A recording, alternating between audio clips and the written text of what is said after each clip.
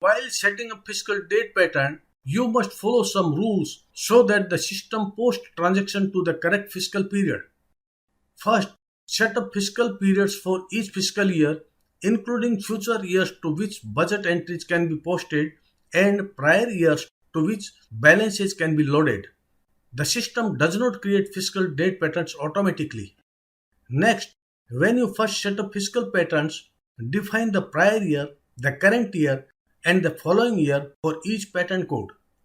Another rule, ensure that no gaps exist in the period ending date within a specific pattern.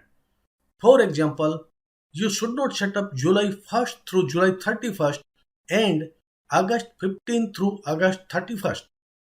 And the last point is, ensure that each period, even the extra audit adjustment periods, contains at least one day that is not included in any other period. You might set up period 13 and 14 as special audit adjustment periods. If your period 11 ends on 30th November, period 12 will end on 29th December, period 13 will end on 30th December, period 14 will end on 31st December. If you do not use period 13 and 14 as audit adjustment periods, you can assign the same period end dates to periods 12, 13 and 14. After you set up a fiscal date pattern for a company, you can assign the pattern to other companies.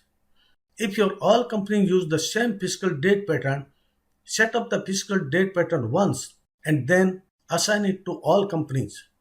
You cannot set up a company until you set up the fiscal date pattern for the company. However, you can set up a fiscal date pattern without specifying a company.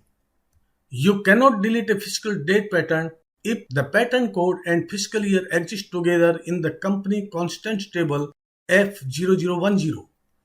You can set up fiscal date patterns for current fiscal year, the preceding fiscal year, and the next fiscal year. Fiscal date patterns are stored in Date Fiscal Patterns table F0008.